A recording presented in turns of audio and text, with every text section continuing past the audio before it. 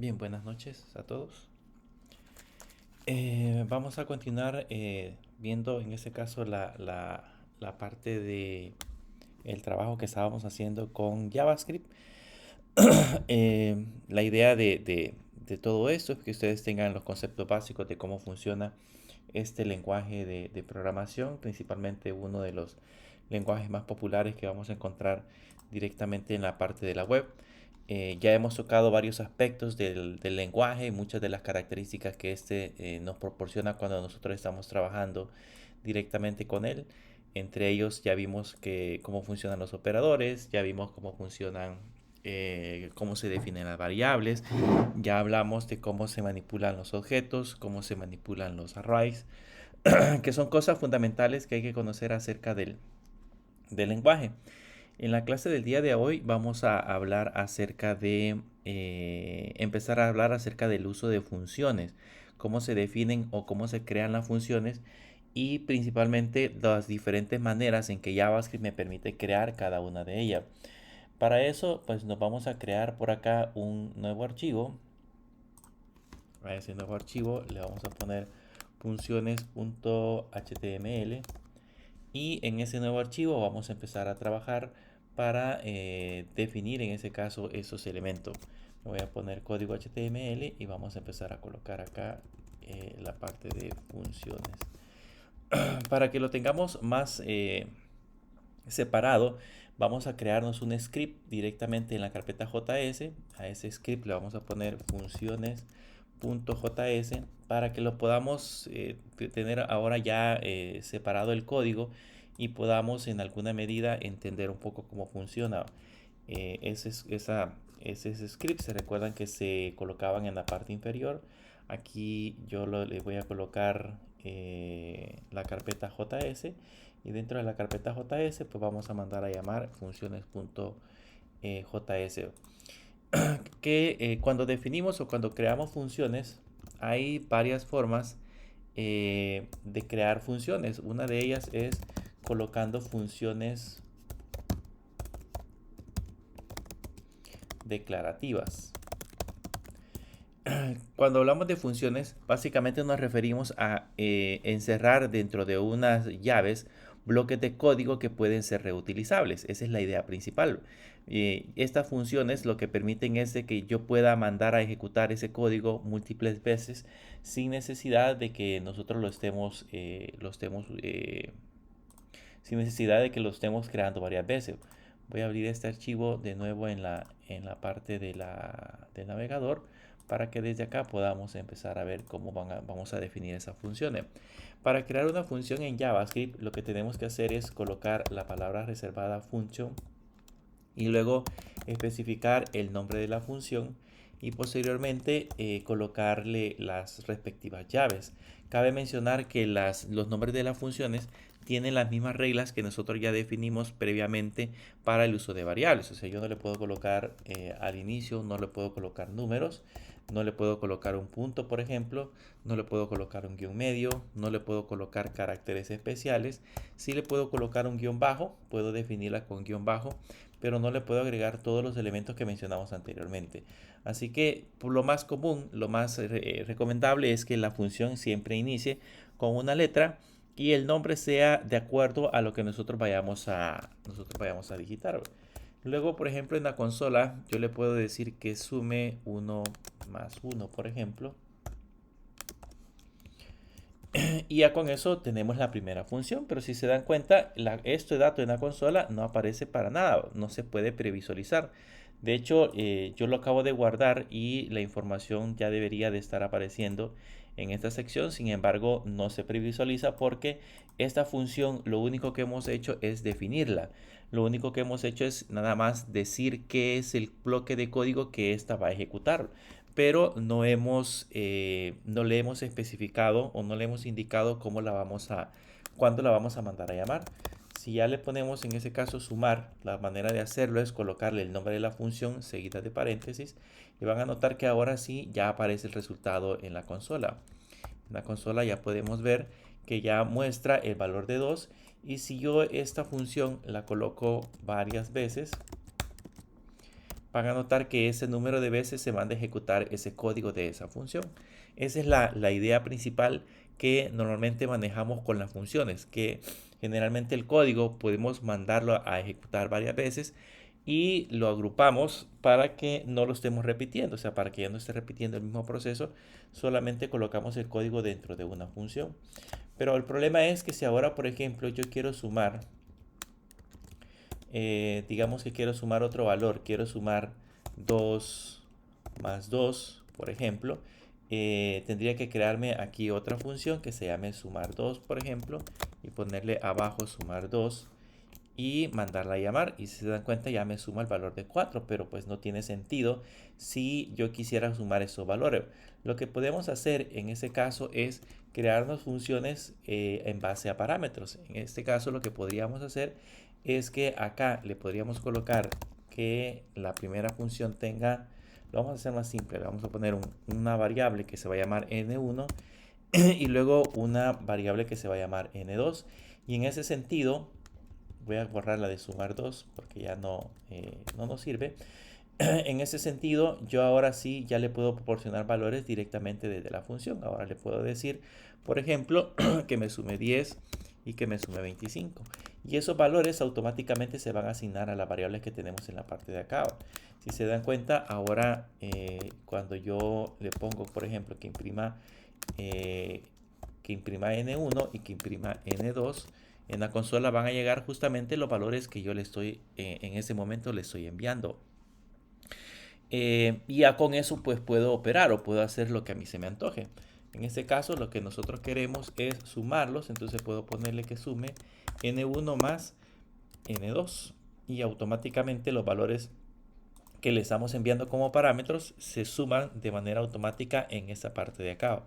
Y de esa manera yo puedo mandar a llamar la función suma y ahora puedo decirle que sume 20 más 37, por ejemplo, 38. Y van a notar que ya ahí ya me aparece también la respuesta para ese valor. Ya me está sumando en ese caso el valor de 38. Justamente porque la función la hemos mandado a llamar y ya tiene en ese caso puestos los argumentos.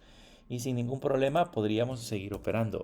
Ahora, ¿qué pasa, por ejemplo, si ahora a sumar yo solo le envío el valor de 25? Vean en el tercer valor.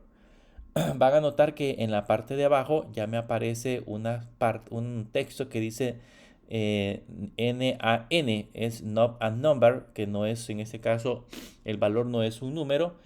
Eso lo que me está indicando es de que lo que yo estoy intentando sumar es un valor de 25 más un valor de n2 que por el momento no está definido, no tiene un valor especificado. Y me devuelve un not a number, que no es en ese caso un número. ¿Qué es lo que podemos hacer en ese caso cuando suceden estas situaciones? Voy a crearme otra función para dejarla como ejemplo. Le voy a poner sumar 2 y a esta función le voy a poner un n1, por ejemplo, igual 10, y le voy a poner un n2 igual 25, por ejemplo. Y luego en la consola voy a imprimir, por el momento vamos a imprimir, por ejemplo, n1 y vamos a imprimir, por ejemplo, n2. Cabe mencionar, y esto es importante tomarlo en cuenta, que cuando creamos estas variables, tanto la variable n1 como la variable n2, estas solamente existen entre esta y esta llave. Por esa razón, en la parte de abajo, yo puedo volver a repetir los mismos nombres de variable, porque como solamente existen entre esta y esta llave, cuando nosotros nos salimos de estas llaves, aquí afuera, por ejemplo, esas variables ya no existen. O sea, si en un momento dado yo le intentara poner acá que me imprima n1, por ejemplo, ese n1 me va a dar un error, porque ese n1 no está definido, no ha sido creado, porque justamente solo existen en ese entorno. Pero veamos cuando ejecutamos sumar 2. Si yo le pongo, por ejemplo, solo la palabra sumar 2 y lo guardo, van a notar que los valores que imprime, voy a quitar estos para mientras, voy a comentar ya, van a notar que los valores que imprime es 10 y 25, porque son estos valores que está tomando en esta parte de acá. Esto normalmente se le conocen como valores por defecto. Significa de que yo aquí sí ya podría hacer el proceso que mencionábamos anteriormente, Le puedo poner sumar 2 y ponerle, por ejemplo, 30. Y al guardarlo van a notar que me imprime 30 y 25. Significa de que N1, como ya lo estoy enviando desde esa parte de acá, ya no toma el valor de 10, sino que ahora toma el valor de 30. Y el otro, que sería N2, como no lo estoy enviando, me toma el valor de 25. Si por el contrario le pongo sumar y le pongo, por ejemplo, 3,5 y lo mando a llamar, van a notar que en esta parte, aquí sería sumar 2. Van a notar que ahora en este último valor ya toma los valores que yo le estoy enviando, porque como estoy enviando los dos parámetros, entonces omite esta asignación y le coloca los valores que nosotros le hemos asignado. En ese sentido, yo podría ya operar, le podría poner un CLG y decirle que sume N1 más N2, que sume L1 más N2 y ya funcionaría correctamente. En el primer caso sumas 35 porque básicamente sumaría más 10 más 25 porque no le estoy enviando absolutamente ningún parámetro. En el segundo caso tendría que sumar 30 más el valor por defecto que tenemos 25, me da 55. Y en el tercer caso tendría que sumar 3 más 5, que serían los valores que toman las variables, y ya me toma el valor de 8. Esos normalmente se le conocen como parámetros por defecto. Y es una manera en la cual nosotros podemos crearnos, en este caso, esas funciones. Sirve para que, digamos, de manera, cuando enviamos los valores, no sea obligatorio que las variables nosotros le enviemos un valor, sino que, por ejemplo, si aquí no envío los valores, en alguna situación yo puedo necesitar que se tomen valores por defecto, como valores predeterminados, si esos valores no envían, y se cambien en el momento que nosotros los asignemos. Existe otra manera de crear funciones, pero esas se llaman funciones de expresión, funciones tipo expresión. Esas funciones fueron incorporadas en las nuevas versiones de JavaScript, fue incorporada hace poco, y me ayuda básicamente a crearme funciones, a crearme variables como que si fueran, en este caso, funciones. Por ejemplo, yo le puedo poner aquí sumar 3, por ejemplo, le puedo poner sumar 3 igual, y le puedo agregar la palabra function, y luego acá siempre ponerle n1, n2. Noten que aquí los valores son obligatorios. Y luego abro llaves y adentro ya le puedo poner el mismo console y decirle que me sume n1 más n2.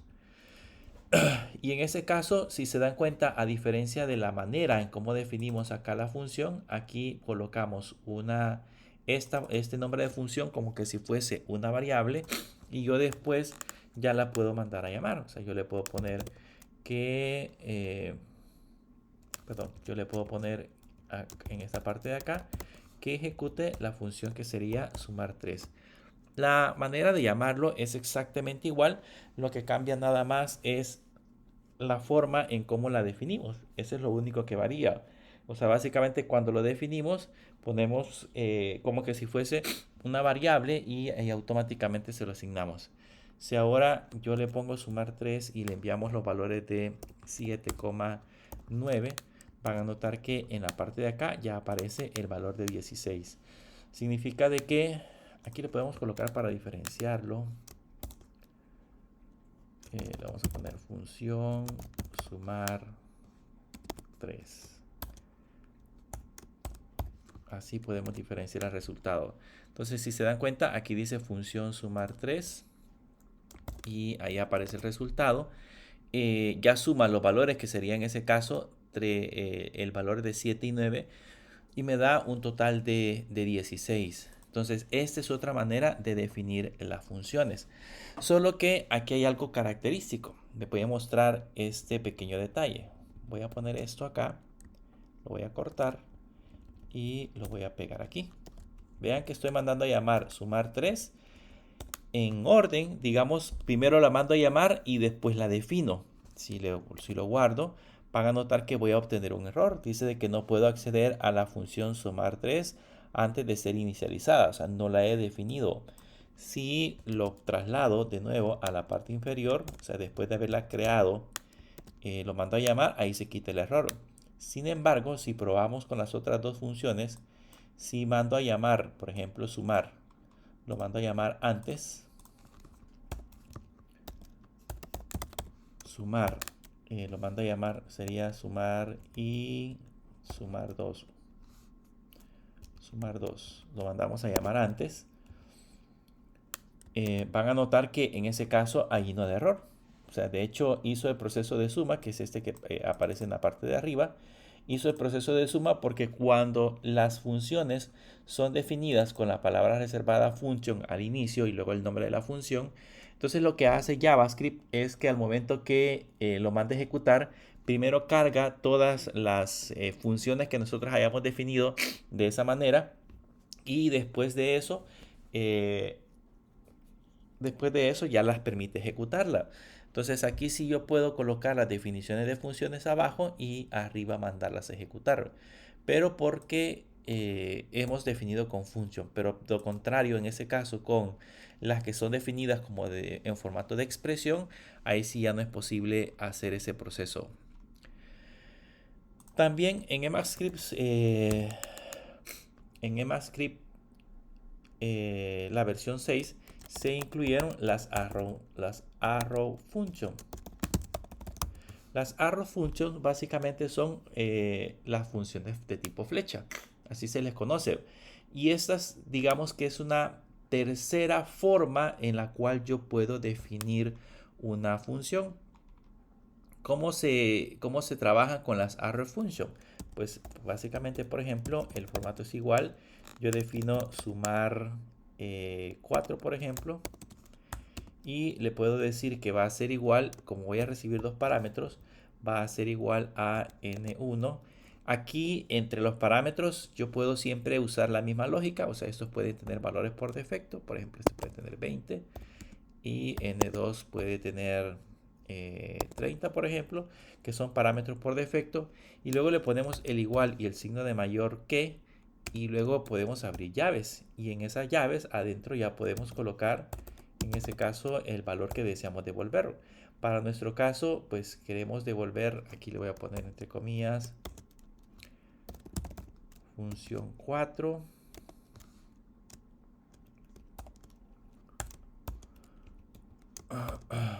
Y le ponemos una coma y vamos a poner n1 más n2. Si se dan cuenta, la diferencia en la manera en cómo definimos la función, al mandarla a llamar seguiría siendo igual. O sea, yo le pongo, puedo poner sumar 4. Como tiene valores por defecto, no es necesario que le pongamos en ese caso los parámetros. Pero básicamente lo que estamos haciendo es que si definimos en ese caso un valor, ese valor que acabamos de colocar, lo podemos colocar en un formato de este tipo, en un formato de tipo flecha se llama, en donde le colocamos básicamente le colocamos el signo, los paréntesis, los parámetros, luego el signo de igual y el signo de mayor, seguido de las llaves y luego posteriormente la operación que vayamos a realizar. Esta es, digamos, una manera de definir las funciones de tipo flecha. Nos ahorramos esta palabra, que es la palabra function, y lo hacemos directamente sobre la expresión. Y algo muy interesante es que si el proceso que yo voy a ejecutar es sumamente corto, yo puedo definir, por ejemplo, sumar 5, digamos, y como solamente es una línea la que se ejecuta, puedo quitar las llaves y colocar esto en una sola línea, de esta manera. Y si se dan cuenta, ahora si mando a ejecutar, aquí sería función 5. Si mando a ejecutar sumar 5, van a notar que aquí ya me aparece el valor. Entonces todavía tengo una forma más corta. Aquí para verlo más grande lo voy a hacer así. Y ahí van a notar que sí está en una sola línea. He puesto el código para que se pueda previsualizar solamente en una línea como tal. Entonces eso me hace crear código un poco más corto, más fácil y más simple de poder tal vez entender, siempre y cuando nosotros nos hayamos acostumbrado. Acuérdense que ahí nosotros decidimos cuál es la mejor forma de utilizar las funciones. Y les estoy dando las tres formas de hacerlo porque cuando ya estemos trabajando con la parte de React, se van a dar cuenta que podemos utilizar cualquiera de estas tres formas y que la más común, la más usual, es utilizar las funciones de tipo flecha. Por eso les estoy colocando este ejemplo. Bien, veamos ahora o hablemos ahora de las funciones que retornan valores. En muchas ocasiones va a ser necesario que la función, digamos, ejecute un proceso y después del resultado del proceso que le hayamos asignado, él automáticamente permita devolver un valor o retornar un valor. Entonces, al momento de retornar un valor, nosotros lo vamos a definir, lo vamos a colocar en las tres formas.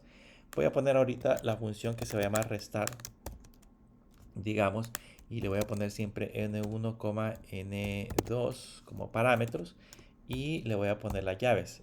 Esta es la primera forma. ¿Qué es lo que necesito ahora? Necesito que me retorne o me devuelva el valor de n1 más menos n2. Entonces le puedo poner un return n1 menos n2. ¿Ok?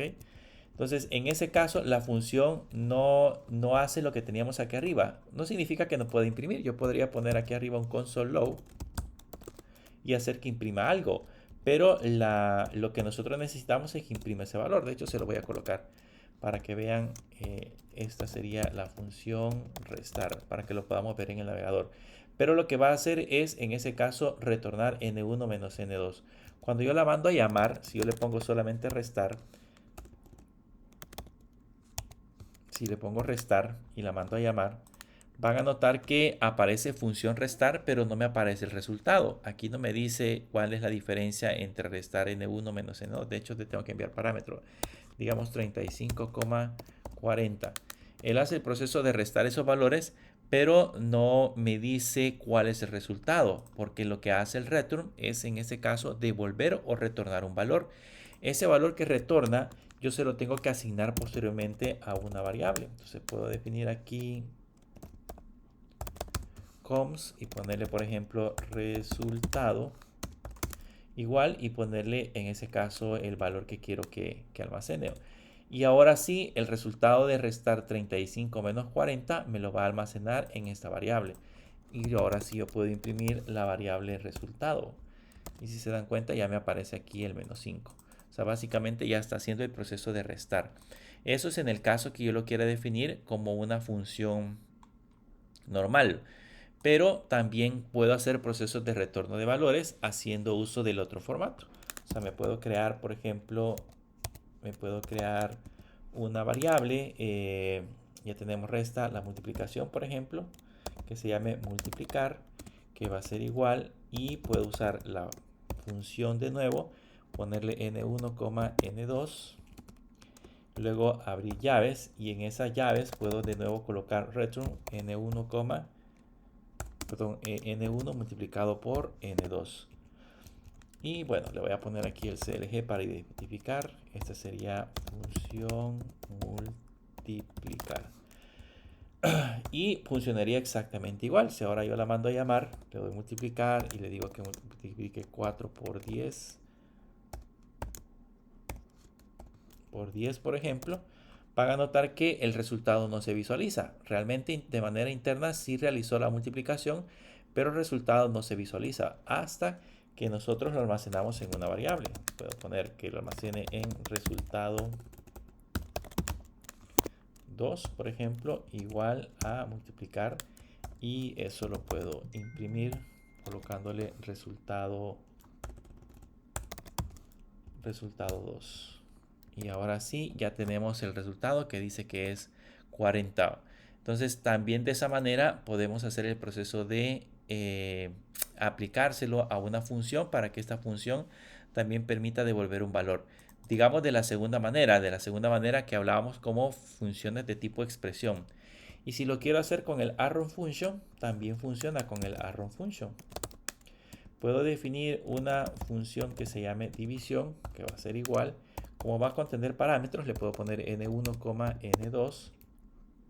Ponemos el igual mayor y abrimos llaves. Y en estas llaves ya le podemos colocar siempre CLG y decirle que esta va a ser la función dividir. Y retornamos, le ponemos un return y ya le ponemos que esto va a ser igual a n1 entre n2. Y la podemos mandar a llamar. Mandamos a llamar división, siempre colocando los valores, por ejemplo, dividir 20 entre 5. Y se van a dar cuenta que de nuevo el resultado no se muestra hasta que nosotros guardamos ese resultado en una variable.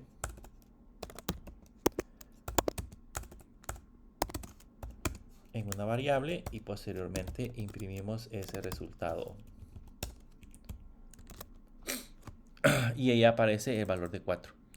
Ahora bien, si yo quisiera hacer el proceso de colocarlo en una línea, como lo vimos anteriormente, aquí no lo puedo hacer porque son dos líneas las que estoy ejecutando.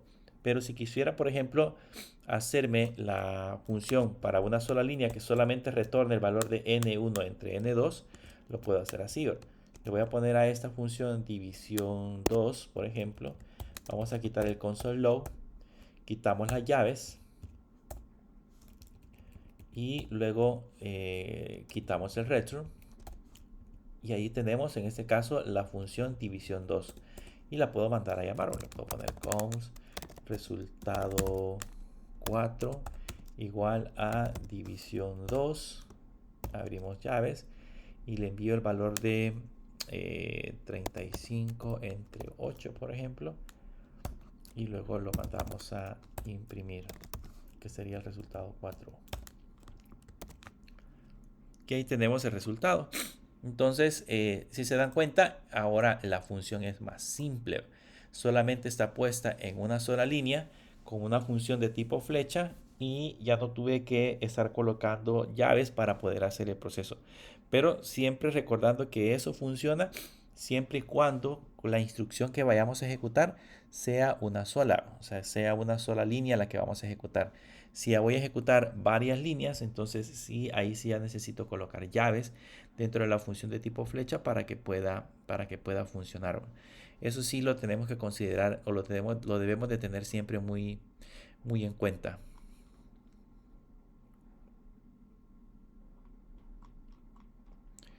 Veamos.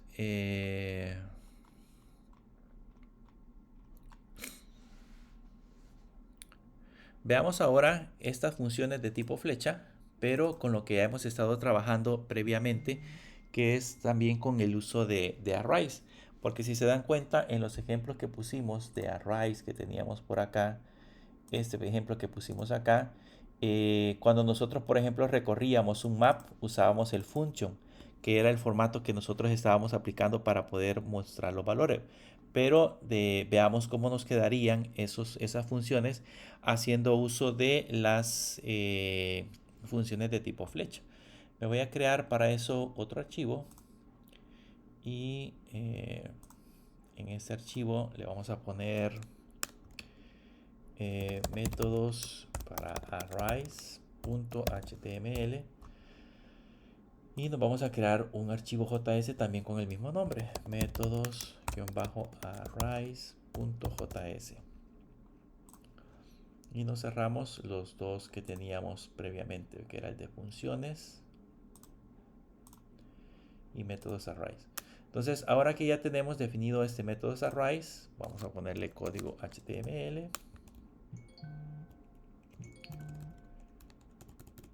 y le vamos a poner el arrow function y vamos a mandar a llamar el archivo que se tiene que ir acá, el archivo del script que está dentro de JS y se llama métodos arrays. Lo guardamos y esto lo vamos a ver en el navegador.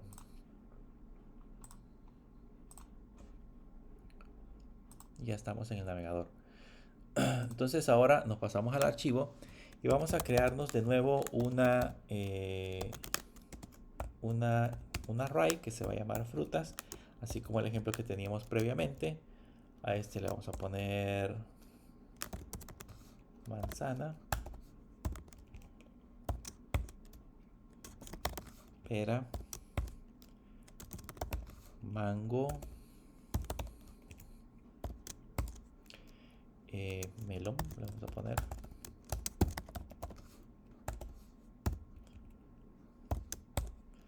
Melón y sandía, por ejemplo.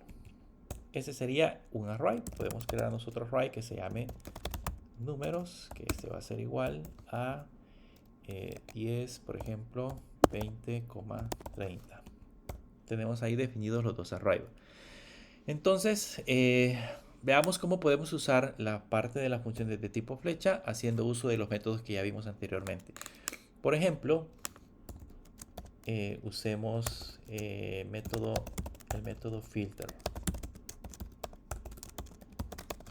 Ya vimos que el método filter lo que hace es que nos devuelve una copia del array, pero esa copia del array que nos devuelve ya se encuentra filtrada con una condición previa que nosotros vayamos a colocar.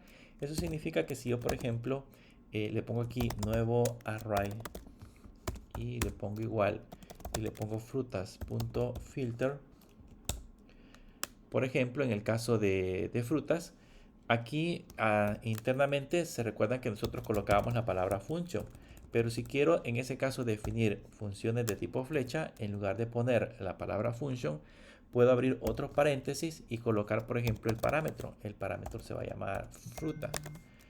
Y luego colocar la instrucción que voy a ejecutar. Como solamente voy a ejecutar una instrucción, no necesito abrir llaves. Pero si necesito colocar varias instrucciones, pues puedo colocar llave. En este caso, yo lo que voy a hacer es mandar a consola solamente para que vean el contenido de fruta. Deben de considerar que este filter lo que hace es recorrer cada uno de los elementos. Es como un for que recorre cada uno de los elementos de frutas, que es el vector, y cada elemento se lo va asignando a la variable fruta. O sea que la primera vez que recorre, fruta tiene manzana, la segunda vez toma el valor de pera, la tercera vez toma el valor de mango, la siguiente melón y la siguiente sandía. Por eso en ese caso lo que van a ver en ese momento es la impresión de todos esos valores. Si ahora lo guardo, van a notar que ahí dice manzana, pera, mango, melón y sandía. Y como no hemos puesto ningún filtro como tal, significa de que el nuevo array que tenemos acá se encuentra totalmente vacío. O sea, no he puesto ninguna condición, no hay un return que determine qué es lo que quiero que haga. Pero si necesito agregarle en este caso la condición, lo que vamos a hacer es decirle, por ejemplo, que este proceso lo haga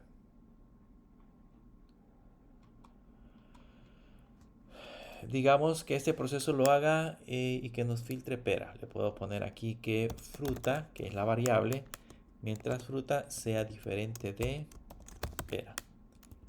Como esa ya es una condición que nosotros hemos establecido, van a notar que ahora, de hecho ya no me imprime de nuevo el vector porque quité el console log, pero ya me aparece el nuevo vector. El nuevo vector que tenemos agregado ya solo tiene mango, manzana, mango, melón y sandía, y la pera no aparece. Pero en esta forma es la que acabamos de definir la función de tipo flecha. Y vean que está puesta básicamente en una sola línea. Si lo veo de esa manera, ahí podemos notar que aparece colocado en una sola línea.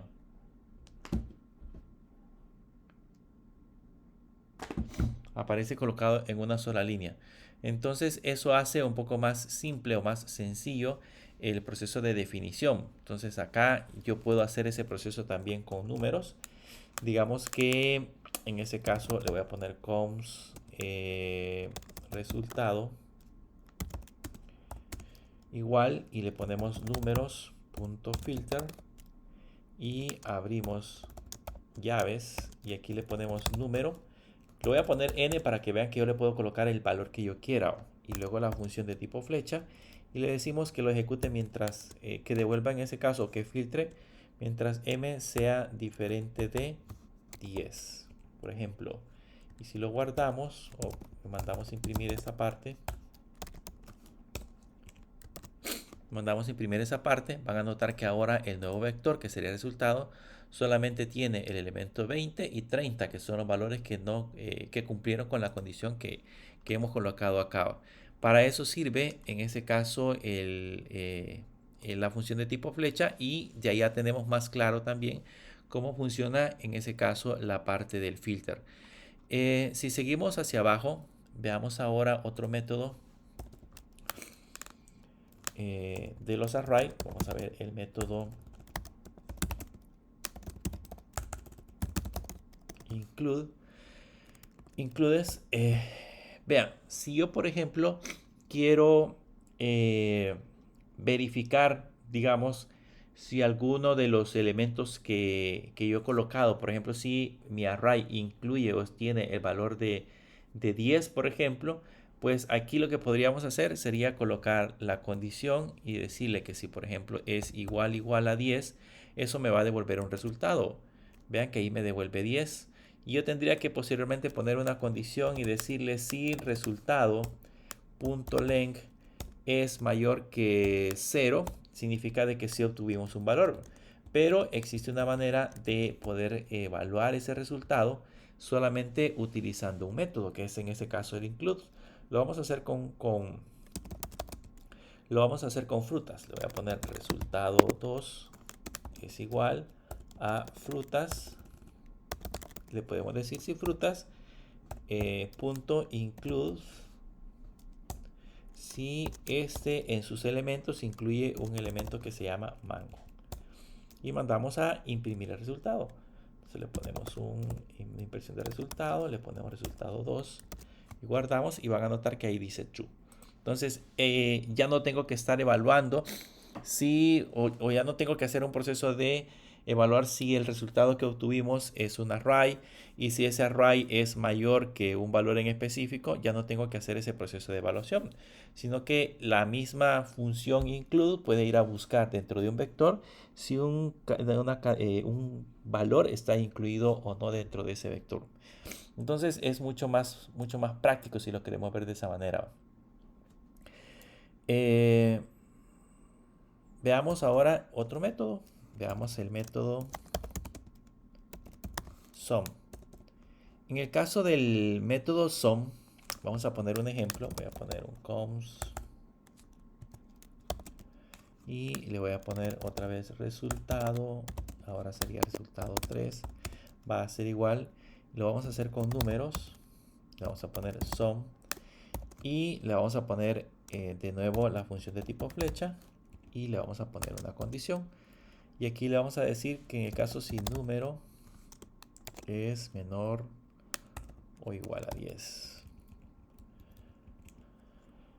E imprimimos el resultado.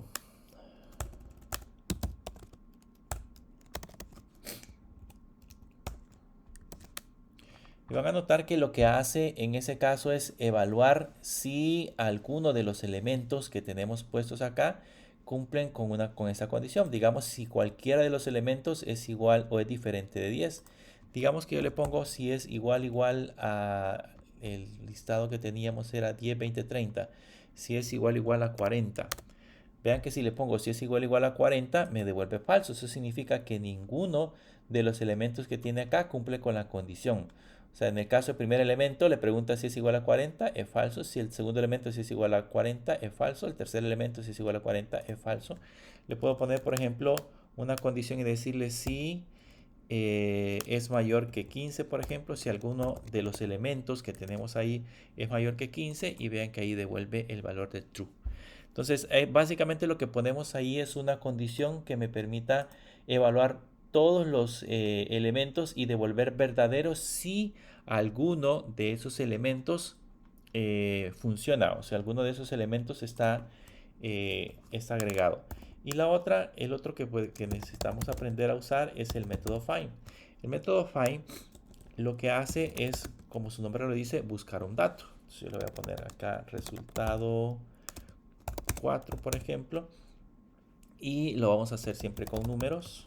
Voy a poner números.find, y aquí siempre vamos a poner una función de tipo flecha. Le ponemos número le ponemos el mayor o igual y aquí colocamos la condición. Por ejemplo, si número es mayor que 15, por ejemplo.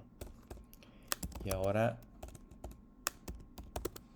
colocamos el resultado, que sería resultado 4.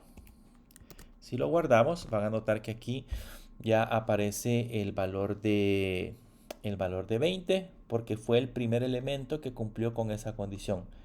¿Ok? De hecho, la condición dice que si el número es mayor que 15, entonces empezar a evaluar el primer elemento. ¿Es 10, 10 mayor que 15? No. ¿Es 20 mayor que 15? Sí, y devuelve 20. ¿Qué pasa si le pongo acá 25? Entonces me va a devolver 30. Es número mayor que 25.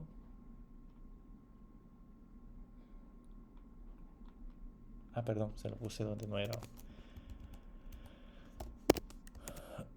Y ven, ahí me devuelve 30. Entonces, básicamente lo que hace es que el primer elemento que cumpla con la condición es el valor que me va a devolver el comando find.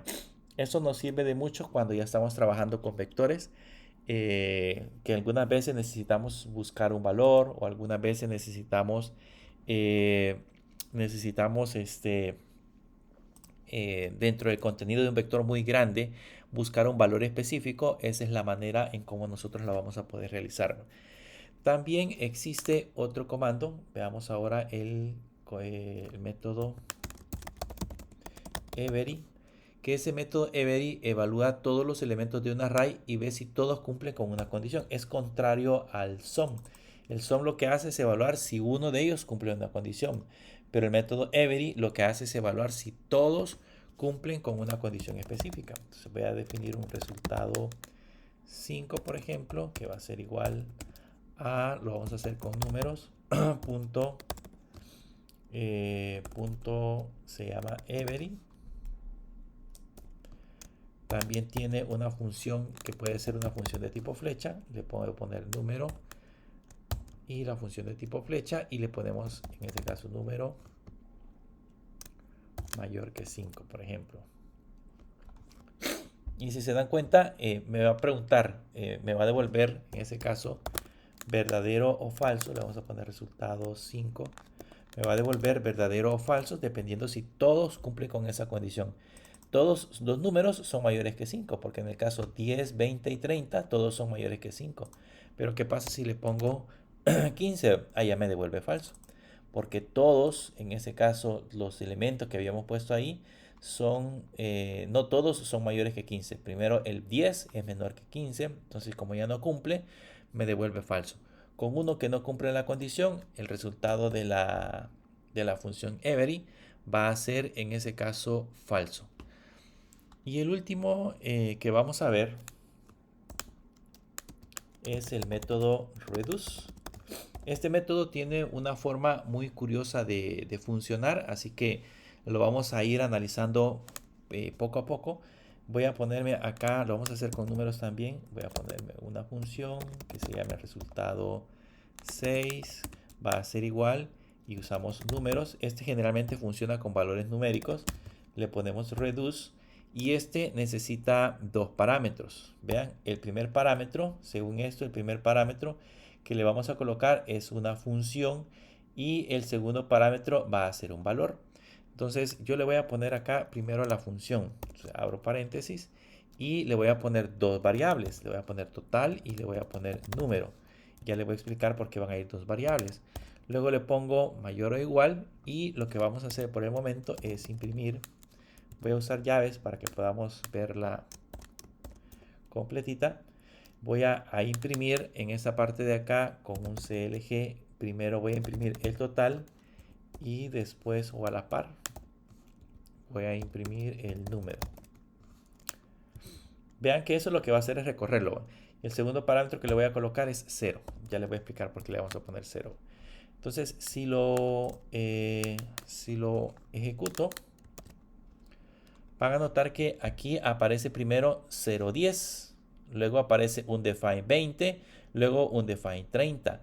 Ese 0 que nosotros colocamos acá se lo asignó automáticamente a la variable total. Significa que si en lugar de 0 yo le pongo 20, van a notar que aparece 2010, luego un define, luego un define. Significa que cada vez que itera, esta variable se va actualizando. El único detalle es que al momento que va iterando, nosotros como no le hemos puesto qué es lo que tiene que hacer o el proceso que debe de ejecutar, por eso realmente no se ve el resultado. Pero si yo le pongo, por ejemplo, en esta parte de abajo, le pongo que retorne, en ese caso sería total más número, y lo guardamos, van a notar que la primera vez tiene 20 y 20 tiene total y número tiene 10. La segunda vez ya tiene 30, porque en ese caso lo que hizo fue sumar este más este, tiene 30. Y en ese caso número tiene 20. La siguiente vez tiene este 30 más 20 tiene 50 y número tiene 30. Y así sucesivamente. Si ahora imprimo el resultado y le pongo resultado 6, van a notar que el resultado es 80. Entonces, ¿qué es lo que va haciendo? Por cada iteración que se va generando, el valor de total en la primera vez toma el valor inicial. Le voy a poner 0 para que veamos el resultado. Toma el valor inicial de 0. Y 0 más 10, ese 0 más 10 se acumula en total y ahora tenemos el valor de 10. Luego, en la segunda vez, toma el número es 20. 20 más ese 10, en total se acumula 30, que es el que tenemos acá ahora. Luego toma el valor de 30 y lo suma. 30 más 30 toma el valor de 60 y como resultado final, en la variable resultado, obtuvimos 60. ¿Qué es lo que hace toda esta línea? Simple y sencillamente sumar. Yo puedo sumar, como podría calcular, hacer cálculos más complejos. O sea, aquí podría, en lugar de sumar, podría hacer un proceso de multiplicación. O un proceso de resta si nosotros lo quisiéramos. Pero básicamente, vean, ahí hace un proceso de resta. Pero básicamente eso es lo que hace en ese caso la parte del reduce. Pues generalmente se utiliza para hacer procesos de totalización. Ahora, ¿cómo hago para que esta misma función se convierta en una función de una sola línea? Puedo poner aquí resultado 7, por ejemplo, para que vean que es el mismo resultado. Lo quiero colocar en una sola línea, entonces quito las llaves, quito el console low, quito esta llave, quitamos el return y acá lo colocamos aquí. Y ahí ya está puesto en una sola línea. Lo voy a poner en grande para que lo puedan ver. Vean, ahí hemos puesto números.reduce, total y número son las dos variables que necesita. Este total y número pueden ser cualquier nombre de variable. Yo le he puesto total y número como para el ejemplo, pero pueden tomar t, por ejemplo, o n, lo que ustedes quieran. Pero internamente esas dos variables son las que tenemos que operar, que esas son las que internamente se van como acumulando para que lo vayan tomando en cuenta. Entonces aquí, si le pongo en la parte de abajo que me imprima resultado 7, debería de ser el mismo resultado. Ahí tenemos el valor de 60. Solo que esto puesto en una sola línea. Es la diferencia con el ejemplo anterior.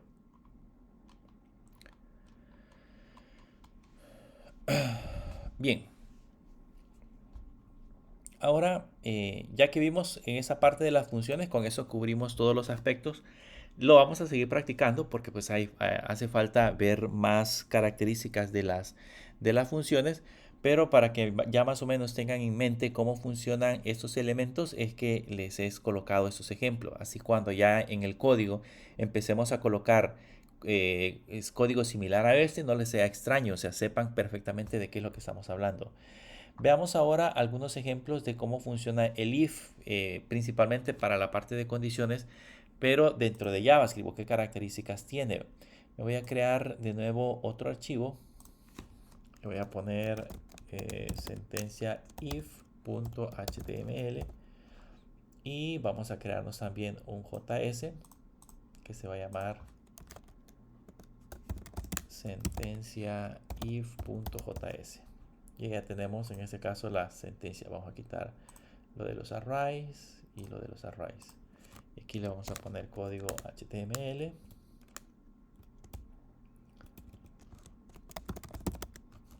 y le vamos a poner la sentencia if.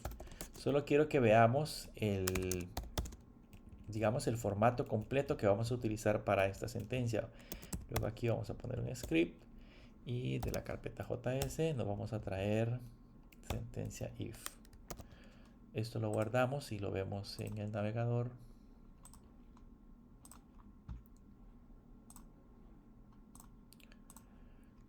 Y vamos a ver el uso de la sentencia if. Por ejemplo, digamos que yo tengo una variable colocada que se llame disponible igual a 4000, por ejemplo, y tengo otra variable que se llame retirar igual a 200, por ejemplo, y me puedo crear otra variable como ejemplo que se llame autenticar igual a falso. Vean, la forma de una sentencia if es que esta lo que hace es evaluar una expresión, y esa expresión lo que hace es devolver verdadero o falso. Por ejemplo, si yo en ese momento evalúo autenticación o autenticar, esa tiene por el momento el valor de falso. Entonces, si yo imprimo un CLG, puedo decirle, si esta tiene el valor de verdadero, que imprima acceso al sistema. Pero en caso contrario, si esa condición no es correcta, entonces que imprima no tiene permisos, por ejemplo. Entonces en ese momento, pues si lo ejecuto me dice no tiene permiso porque esta tiene el valor de falso. Pero si le pongo true, ahora ya me aparece el valor ya la respuesta dice acceso al sistema. Básicamente hemos validado esa variable con un simple valor que le hemos colocado. Pero, ¿qué pasa, por ejemplo, si ya queremos colocar una condición un poco más compleja? Esa condición, por ejemplo, le podemos poner si disponible es mayor que retirar, por ejemplo, yo le puedo colocar un CLG y decirle puedes retirar dinero. En caso contrario, una condición lógica que vamos a tener, por ejemplo, en un cajero, le puedo decir acá saldo insuficiente. Y lógicamente ahorita si lo guardo me dice que puedo retirar dinero porque tengo 4000 y puedo retirar en ese caso esos 4000. Pero ¿qué pasa si le pongo que necesito retirar 6000? Van a ver que ahora ya dice saldo insuficiente. Entonces esta expresión que hemos colocado acá ya es un poco más compleja. Evalúa esa expresión y si esta devuelve verdadero o falso, hace una u otra cosa. Y de igual manera, pues esto lo puedo combinar con los operadores que ya vimos. Aquí puedo seguirle agregando un i o puedo seguirle agregando un or para hacer la expresión un poco más compleja. Pero a lo que quería llegar y lo que les quería mostrar es en el caso del formato completo que podemos utilizar de la sentencia if. Yo puedo poner aquí, por ejemplo, una variable que se llame saldo, que va a ser igual a 1000. Otra variable que se llame pagar, que va a ser igual a 200. Y otra variable que se llame tarjeta, igual true. Y luego en la parte de abajo definir una condición.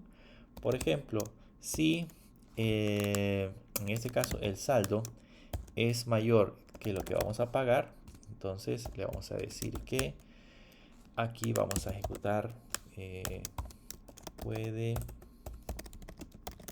realizar el pago en efectivo. ¿Ok? Eso es en el caso de que saldo sea igual a pagar. Caso contrario, le vamos a poner un console log, lo que nos puede suceder en un restaurante.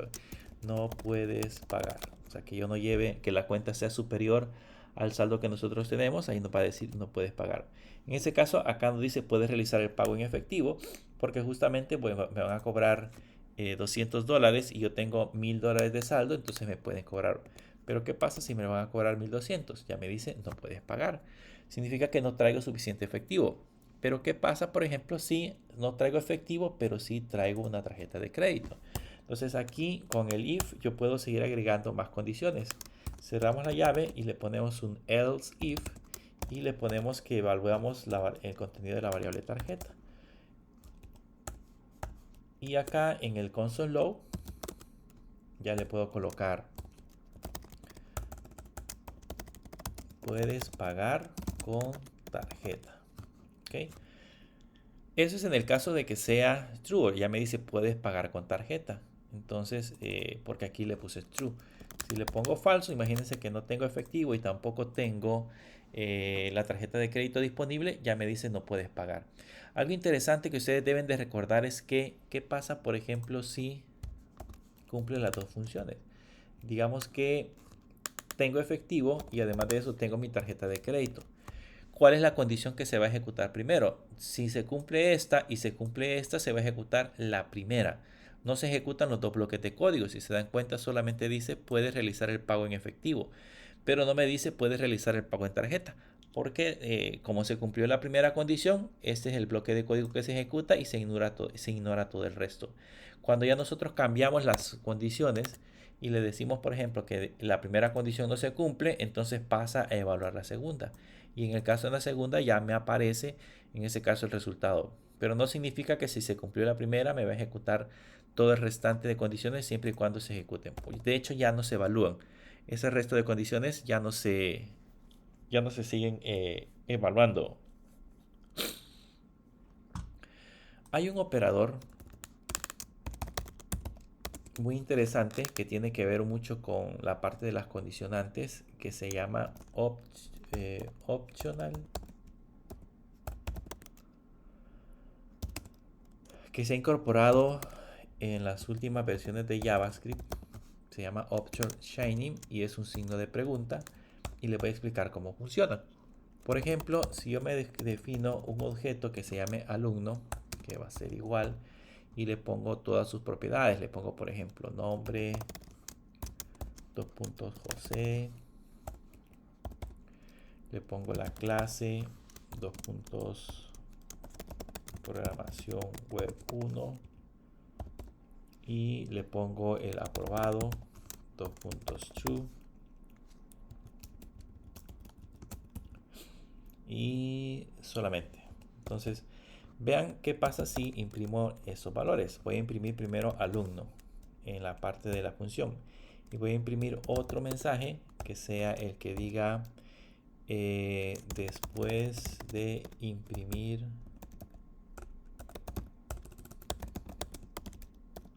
alumno. Si se dan cuenta, acá me imprime en la parte de abajo, me imprime el nombre que ya dice José, me imprime la clase, programación web 1, me imprime todos los contenidos y me imprime el texto que dice después de imprimir.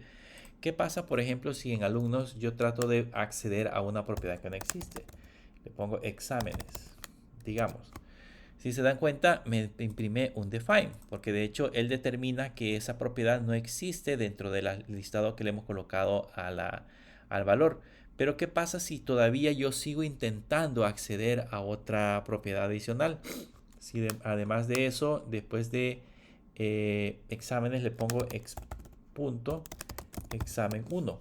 Entonces le estoy diciendo de que existe una propiedad de exámenes y dentro de la propiedad de exámenes existe una propiedad de examen 1. Si se dan cuenta, ahí ya me genera error. Porque ya esta ya me devolvió un define y por ende no puede contener o ya no puede buscar otro undefined dentro de esa que ya está definida de ese tipo. ¿Cómo puedo hacer para evitar ese error? Porque si se dan cuenta, este mensaje ya no apareció. El mensaje que tenemos en la parte de abajo ya no se muestra después de los valores. ¿Cómo puedo hacer para que digamos, para que el compilador ya no siga analizando el resto? Le puedo colocar un signo de pregunta, que ese es el operador optional chain. Si lo guardo, ahora sí ya me dice después de imprimir, ya me aparece de hecho un define y me aparece después de imprimir el alumno. O sea que si ya no me generó el error que previamente se había generado, y ahora sí ya lo muestra de manera adecuada y lógicamente esta propiedad no se lee. Si nosotros se le agregáramos, si le pusiéramos por ejemplo exámenes, y agregamos la propiedad, digamos, le ponemos examen 1, 2.9 por ejemplo, ahora sí ya imprime el 9. porque sí ya existe. Como ya existe esta operación, ya imprime. Esto me evita el que yo esté verificando si la propiedad existe. O sea, en ese caso, si yo, que yo ponga, ¿se acuerdan que vimos hace bastante una función que se llama typeOf? O sea, esto yo lo tendría que haber puesto así. Si alumno.exámenes, aquí teníamos que usar la función typeOf. Abrimos paréntesis. Y le ponemos que si esta es diferente de un define, que es lo que nos estaba generando, entonces ahí ya puedo imprimir el valor del examen 1. Eso significa que por cada propiedad yo tendría que ir colocando un if, y de hecho en la parte interna tendría que evaluar si digamos examen 1 también existe. Entonces se me haría la lógica un poco más compleja. Para evitar ese problema, o digamos validar ese código, lo voy a poner como comentario, para validar ese código, en lugar de poner todo ese código que tenemos arriba, usamos el signo de pregunta, que hace el proceso un poco más fácil de manejar o un poco más simple de manejar. Bien, con eso ya tenemos listo y explicado cómo funcionan estos elementos. Quiero ahora incluirles dentro de la lógica que tenemos o dentro de las características que tenemos del propio JavaScript. Quiero mostrarles una característica que se incluyó en las últimas versiones. Me voy a crear un nuevo archivo.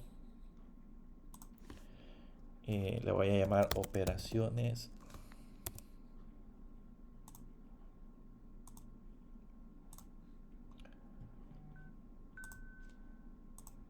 Le vamos a poner operaciones.html y nos vamos a crear otro nuevo archivo acá que también se va a llamar así, o se va a llamar operaciones.js. Y adicional a eso me voy a crear otro que se va a llamar matemáticas. Le voy a poner matemáticas.h.js. Solamente así le voy a colocar. Entonces vamos a cerrar esta sentencia if y vamos a cerrar esta sentencia if. Este operador de comparación lo vamos a quitar y vamos a estar en operaciones. Bien, voy a crear aquí una que se llame operaciones básicas. Ok. Y vean, lo que voy a hacer acá es siempre poner un script y ponerle que me incluya, en ese caso de la carpeta JS, que me incluya el archivo que se llama operaciones. Ok. Pero vamos a trabajar algo más sobre la parte que dice matemáticas. En matemáticas me voy a crear una función que se va a llamar, en ese caso, sumar, que va a tener un valor n1 y un valor n2. Y acá lo que vamos a hacer es retornar n1 más n2. Y lo mismo hacemos en la parte de abajo. Voy a crear solamente por el momento 2 para hacer el ejemplo. Restar.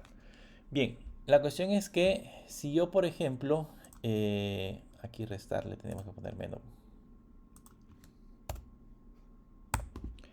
La cuestión es que si yo, por ejemplo, quiero en el archivo JS, en esa parte de acá, quiero utilizar esas operaciones, digamos que quiero sumar dos números, entonces le puedo poner aquí un const, por ejemplo, resultado igual a sumar y le envío el valor de 12,15, por ejemplo.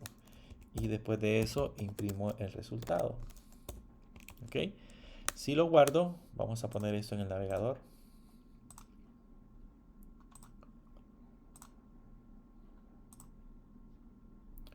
Si lo guardo, se van a dar cuenta que aquí ya me dice que la función sumar no existe, no se ha agregado correctamente.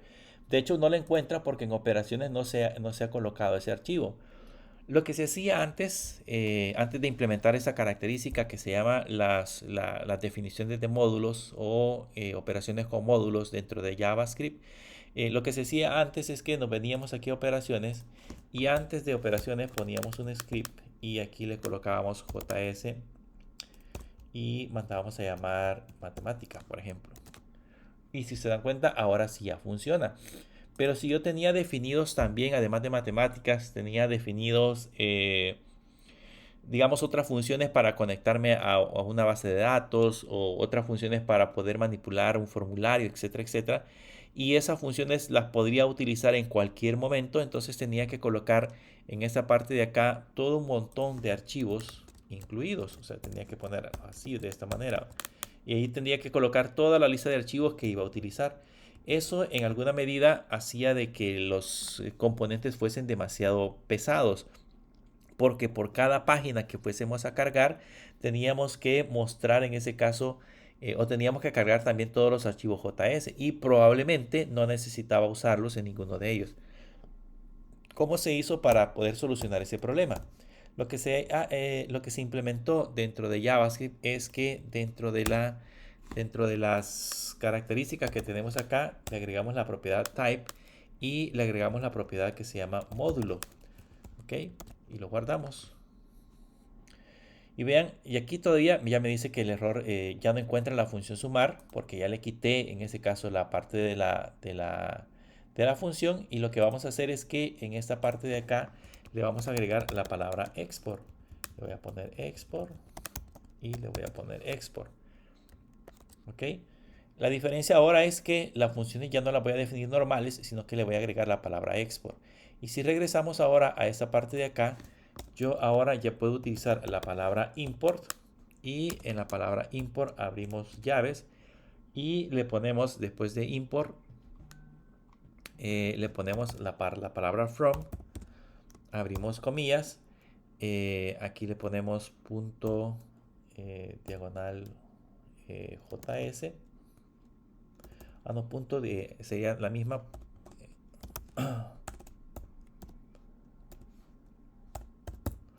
y sería matemáticas.js. Lo único que tenemos que incluir la extensión del archivo para que funcione de manera correcta. Entonces ahora yo ya puedo colocar entre estas llaves la palabra sumar. Y si lo guardo, vean que ahora sí ya funciona. Entonces esta es otra manera en la cual nosotros vamos a traer el código que tenemos almacenado en este archivo. Y ya no tengo que cargarlo porque, por ejemplo, ahorita aquí estoy usando sumar, pero no estoy usando la función restar. Entonces, si necesito la función restar, pues le pongo una coma y le pongo restar en esta parte de acá. Y ya me puedo crear otra variable que se llame resultado 2 igual a restar. Y ya le puedo colocar que me reste, por ejemplo, 28,15, por ejemplo. Y ya lo podemos mandar a imprimir. Resultado 2. Y vean, ya me aparece el resultado porque ya lo importé. Lógicamente, si no lo importo, eso sí me va a dar un mensaje de error donde dice que la función no existe. Por un lado. Por otro lado, también si nosotros le ponemos restar e intentamos, por ejemplo, traernos otra que sería multiplicar, y si lo guardo, se van a dar cuenta que también me dice que esa función multiplicar no existe o no ha sido declarada previamente en la parte del archivo matemáticas.js. Entonces, lógicamente todas las funciones deben de estar definidas así como export y para que yo me las pueda extraer en esta parte de acá. Y estas yo las puedo cambiar a una función de tipo flecha. O sea, lo que tengo que hacer es ponerle export y ponerle en lugar de esto sumar.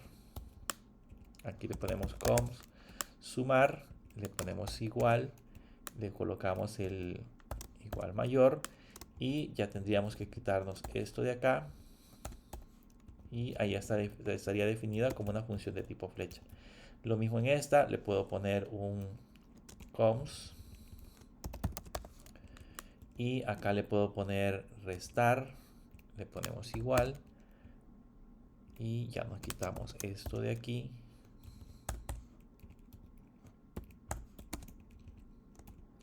Nos quitamos las llaves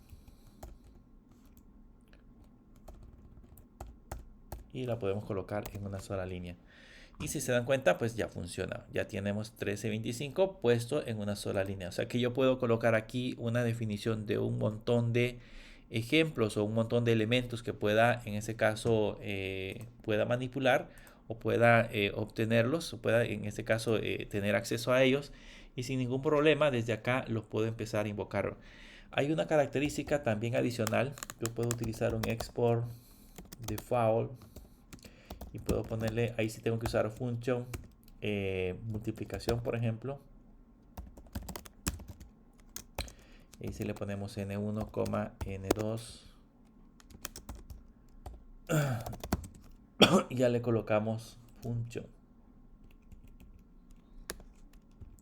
Ya le colocamos que retorne n1 multiplicado por n2. Vean que aquí le he usado la palabra export default. Y ese export default me permite de alguna manera venirme a la parte de operaciones y fuera, solamente se utiliza una vez, o sea, el export default solamente se aplica una vez y tengo la ventaja de que cuando vengo hacia acá, yo le puedo colocar en esta parte de acá multiplicar o multiplicación, creo que le puse multiplicación, coma, multiplicación, coma, y ya puedo en este caso operar. Ya puedo ponerle cons resultado 3 igual, ya le ponemos multiplicación, ya le colocamos el valor de 20,3 por ejemplo, e imprimimos el resultado y ya funciona. Allá tenemos el valor de 60. Y yo le puedo cambiar el nombre. Aquí se llama multiplicación. Aquí le pusimos multiplicación. Aquí se llama multiplicación. Yo le puedo cambiar el nombre y ponerle nada más multi, por ejemplo. Y lógicamente la función aquí tiene que llamarse multi. Y me la va a reconocer. Solamente como esta está fuera de las llaves, yo le puedo colocar el nombre que a mí se me ocurra. Y eso hace que sea un poco más versátil al momento de crear el código. Solo que en el export default solamente puede existir un export default dentro de la aplicación. Y normalmente no puedo colocarle aquí ya una definición de una función como le hemos colocado acá, sino que debe estar básicamente en ese mismo formato. Aquí estos yo los puedo renombrar. Si este se llama sumar, yo le puedo poner as suma, por ejemplo. Y ya lo puedo mandar a llamar acá. Y vean que también funciona. Si digamos yo la función originalmente la definí como sumar, pero quiero ponerle otro nombre porque pues no me gusta el nombre que tenía esa función, le puedo poner el parámetro as y luego le pongo la palabra, la siguiente palabra que sería el alias con el cual lo quiero mandar a llamar y con ese nombre lo podemos exportar. Eso que les estoy enseñando ahorita lo vamos a empezar a utilizar mucho cuando ya estemos trabajando con React. Principalmente porque vamos a empezar a utilizar una serie de librerías y la mayoría de librerías cuando la vayamos a implementar pues lo que vamos a usar es la palabra reservada import. Le ponemos import y el nombre de la librería y de esa manera es como nosotros vamos a poder empezar a trabajar directamente con la parte de la aplicación. Así que sí es importante conocer este proceso. ¿Cómo funciona? Pues básicamente en el script lo que hago es que al script principal, al script inicial que va a tener la página, le agrego la palabra type module y luego después de eso ya puedo utilizar en el archivo, ya puedo utilizar la palabra import y aquí pueden ser muchos archivos, o sea, yo tengo matemáticas, pero puedo definir otro import con otro archivo diferente para que lo podamos importar. O sea, aquí básicamente en esta línea vamos a tener probablemente varios import de todas las librerías o todas las funciones que nosotros previamente ya habíamos definido. Esa es la idea principal. Entonces, con esto evitamos de que tengamos que sobrecargar nuestras aplicaciones y nada más empecemos a utilizar los módulos que consideramos que son parte de lo que la aplicación necesita. Es, digamos, una manera un poco más ordenada, si lo queremos ver de esa manera, de poder trabajar con las aplicaciones. Como les mencionaba, pues lo vamos a utilizar mucho, así que es importante que sepan cómo funciona o de hecho cómo se trabaja. Aunque eso parte de esto, cuando ya estemos trabajando en React, esto ya no nosotros no necesitamos colocarlo, eso ya lo reconoce en ese caso React, pero para que sepamos internamente cómo trabaja o cómo funciona ese proceso de manera interna. Bien, eso es lo que teníamos para el día de ahora. No sé si hay alguna duda, pregunta que tengan con respecto a lo que hemos visto acerca de JavaScript.